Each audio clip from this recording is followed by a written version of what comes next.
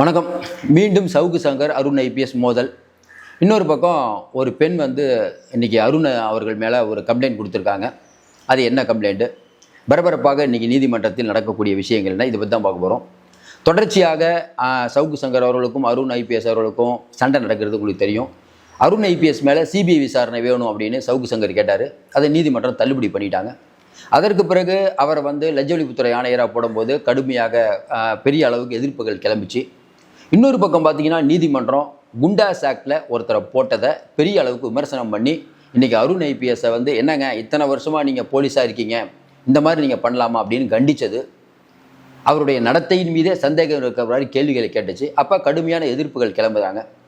இப்படிப்பட்ட சூழ்நிலையில் இன்றைக்கி திமுகவுடைய முன்னாள் அமைச்சர்கள், குறிப்பாக KN நேரு, அதற்கு பிறகு ஏவா வேலு லஞ்ச ஒழிப்புத்துறை நடந்த அடுத்த நாள் அவர் ஃபாரின் போயிட்டார்.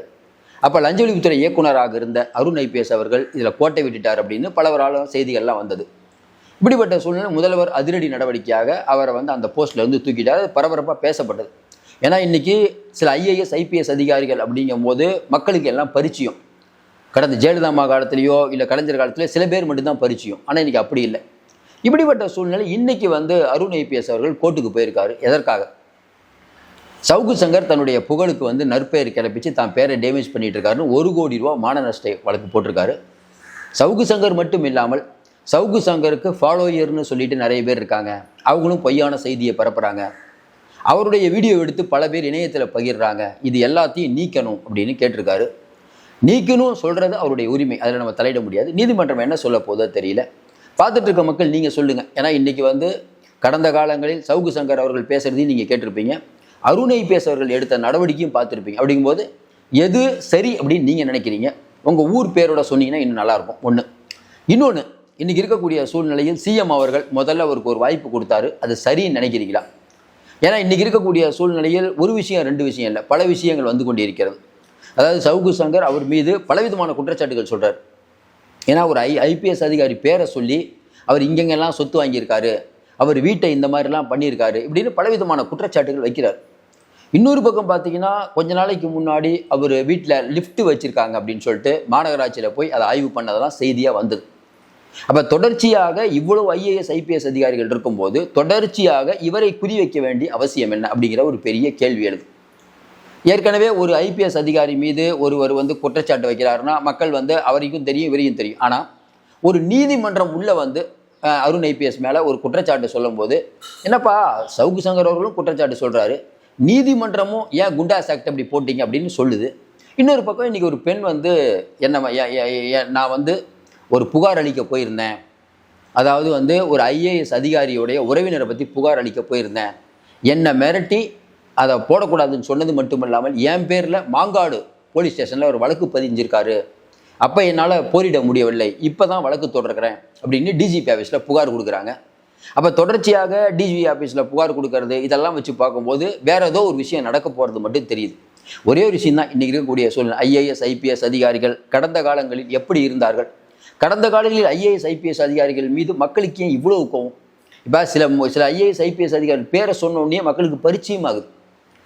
முருகானந்தம் IAS, அதே பார்த்தீங்கன்னா முன்னாள் உளவுத்துறை அதிகாரியாக இருந்த செந்தில்வேலன் IPS ஆகட்டும், அதுக்கப்புறம் நம்ம உதயச்சந்திரன் IAS ஆகட்டும், அதுக்கப்புறம் சுப்ரியா சாகு IAS ஆகட்டும், அதுக்கப்புறம் பார்த்தீங்கன்னா உமானத் IAS ஆகட்டும், இப்படி அப்புறம் டேவிட்சன் ஆசீர்வாதம் ஆகட்டும். ஏன்னா இவர்கள் மக்கள் மத்தியில் அவ்வளவு இவங்களை பற்றி தெரியுது. இப்போ நான் சொல்லிட்டு இருக்கும்போதே நிறைய பேர் உங்கள் கமெண்ட்லாம் போட்டுட்டு இருப்பீங்க. நம்ம என்ன கேட்குறோன்னா, இப்போ அருண் ஐபிஎஸோ வேறு யாரோ சொத்து சேர்த்து வச்சுருக்காங்களா இல்லையாங்கிறது கண்டுபிடிக்க வேண்டியது லஞ்ச ஒழிப்புத்துறை. கரெக்டுங்களா? இப்போ சாதாரண ஒரு மனிதனுக்கு தவறு பண்ணால் உடனே வேகமாக ஓடி வரக்கூடிய காவல்துறை, மற்ற துறையெல்லாம் ஏன் இந்த மாதிரி பெரிய ஆட்கள் மேலே வரக்கூடிய விஷயத்தை ரொம்ப நாள் இருக்கிறாங்க? மக்களுக்கு இவ்வளோ கோவம் இருக்குது. இப்போ சவுக்கு சங்கர் அவர்கள் என்ன சொல்கிறாரு, எங்கள் அம்மாவுடைய இறப்பு, என் வீட்டில் மலம் கொட்டினது. ஏன்னா நம்ம நடுநிலையாக பேசுகிறதுனா அவர் வீட்டில் மலம் கொட்டினது யாராலும் ஏற்றுக்கொள்ள முடியாது.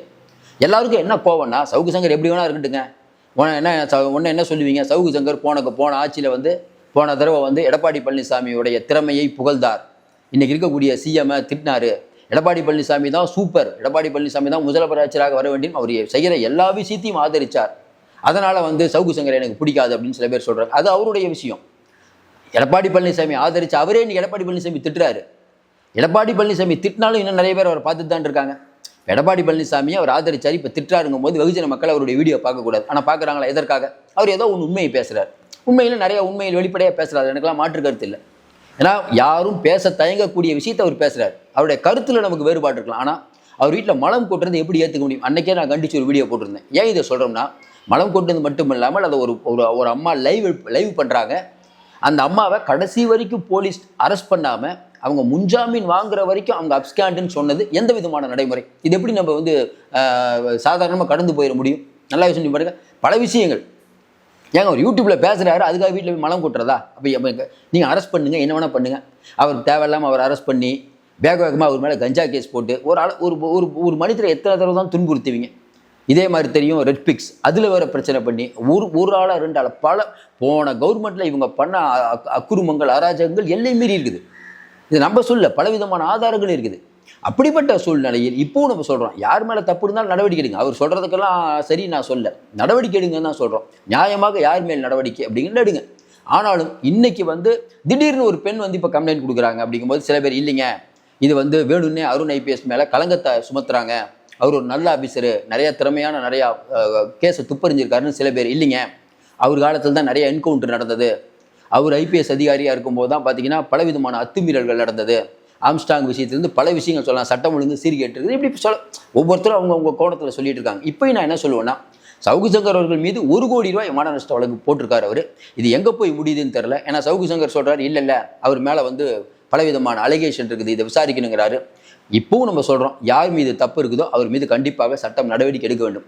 இன்றைக்கி இருக்கக்கூடிய சிஎம் அப்படிங்கிறவர் ஒருவரை வந்து தப்பாக இருக்காரு, ஒருவரை மாற்றணும்னா எதையுமே யோசிக்காமல் மாற்றுவாருங்கிறது அருண் ஐபிஎஸ் மாற்றம், உமாநாத் ஐஏஎஸ் மாற்றம், இதெல்லாம் நம்ம பார்த்தா தெரிஞ்சுக்கணும். அப்போ இந்த அரசாங்கம் வந்து பலவிதமான ஐஏஎஸ் ஐபிஎஸ் அதிகாரிகளுக்கு ஒரு அதிர்ச்சி வைத்தியம் கொடுத்து கொண்டு தான் இருக்கிறது. நம்ம ஏன் இந்த அரசாங்கத்தை வேணும்னு சொல்கிறோம்? கடந்த திமுகவில் என்ன நடக்குதுன்னே தெரியாத ஒரு முதலமைச்சராக ஸ்டாலின் இருந்தார். பல்லு பிடுங்கின பல்வீர் சிங்க்கு போஸ்டிங் கொடுத்தாரு. மரக்கான சம்பவம் நடக்கும்போதே ஒரு உஷாராக இருந்தால் கள்ளக்குறிச்சி சம்பவம் நடந்திருக்காது. எவ்வளோ அத்துமீறல்கள், எவ்வளோ லாக்அப் டெத்துகள். இன்றைக்கி 2 லாக்அப் டெத் நடத்தும் போது நம்ம பேசுகிறோம்ல. கடந்த காலங்களில் இந்த லாக்அப் டெத் நடக்கும்போது இன்றைக்கி இருக்கக்கூடிய சிஎம் ஆமாம் நடந்தது, என்ன நடக்குதுன்னு பேசுகிறாங்க. கடந்த காலங்கள் இல்லை, தப்பே நடக்கலை, குதிரை ஓட்டும் தொழிலாளி விக்னேஷ் உடம்புல காயமே இல்லைன்னு சிஎம் சொன்னார் ஸ்டாலின். 4 நாள் கழித்து வந்து ஆமாம் காயம் இருக்குங்கிறாரு. உடனே வந்து டிஜிபியை மாற்றிருக்க வேணாமா? கடந்த காலம் என்ன நடந்தது? டிஜிபி சங்கர் ஜிவால் வந்து எந்த ஐபிஎஸ் ஆஃபீஸரும் ரீல்ஸ் போடக்கூடாது அப்படின்னு சொன்னாரா இல்லையா? ஏன் அவர் சொன்னதான் கேட்பீங்களா? அப்போ ஒவ்வொரு அதிகார மையங்கள், அப்போ கடந்த காலங்களில் எந்தெந்த ஐபிஎஸ் அதிகாரிகள் என்னென்ன மாதிரி நடந்துக்கிட்டாங்க. ஒரு ஐபிஎஸ் அதிகாரி ஒருத்தர் குற்றம் சாட்டப்பட்டவராக ஒருத்தர் உள்ள வரார், அவருடைய செல்ஃபோன்லாம் வாங்கி வச்சு அதில் இருக்க தரவுகளை எடுத்து வெளியில் வருவது யாராக இருக்கட்டுங்க, தப்பு தானேங்க. காவல் நிலையத்துக்கு வந்தால் நம்ம என்ன குற்றம் செஞ்சால் பரவாயில்ல, குற்றம் செய்யலைன்னா குற்றவாளிகளே நல்லாக நடத்த வேண்டும், இதான். ஆனால் கடந்த காலங்களில் என்ன நடந்ததுங்கிறது நாட்டு மக்களுக்கு நன்றாக தெரியும். அருண் ஐபிஎஸ் அவர்கள் சவுக்கு சங்கர் இந்த சண்டை தீராத சண்டையாக போய்கொண்டிருக்கிறது. எங்கே போய் முடியுமோ தெரியல. அந்த பெண்ணுடைய கம்ப்ளைண்ட்டை உண்மை அப்படிங்கிறது உண்மையா இல்லையான்னு தெரியல. அதை விசாரித்து தீவிரமான ஒரு விஷயம் சொல்லணும். வெகுஜன மக்கள் பார்த்து கொண்டிருக்கிறார்கள். ஏன்னா 19 நிறைய பேர் கூட கம்ப்ளைண்ட் கொடுக்கலாம். இந்த பொண்ணு அந்த அம்மா சொல்கிறது உண்மையாக பொய்யான்னு தெரியல. அந்த அம்மா என்ன சொல்லுதுன்னா, எனக்கும் என் பையனுக்கும் ஏதாவது ஆனால் அருண் ஐபிஎஸ் தான் காரணம் அப்படின்னு இப்போ புகார் கொடுத்துருக்காங்க டிஜிபி ஆஃபீஸில். பார்த்துட்டு இருக்க மக்கள் உங்களுடைய கருத்துக்களை சொல்லுங்கள். ஏன்னா 19 ஒரு ஆஃபீஸர் மேலே களங்கம் இருப்பிக்கிறதோ இல்லை வந்து சவுக்கு சங்கர் தப்பான ஆள் அப்படின்னு சொல்கிறது நம்ம நோக்கம் இல்லை. 2 பேரை பற்றியும் உங்களுக்கு தெரியும். உங்களுடைய கருத்துக்களை சொல்லுங்கள். எப்படி இருந்தாலும் தொடர்ந்து விமர்சிக்கப்படக்கூடிய ஒரு நபராக அருண் ஐபிஎஸ் இருக்கிறார். இது அவருடைய கேரியருக்கு நல்லதா அப்படிங்கிறத அவர் தான் சிந்திக்கணும். தொடர்ந்து ஆதரவு கொடுங்கள். மீண்டும் சந்திப்போம். நன்றி, வணக்கம்.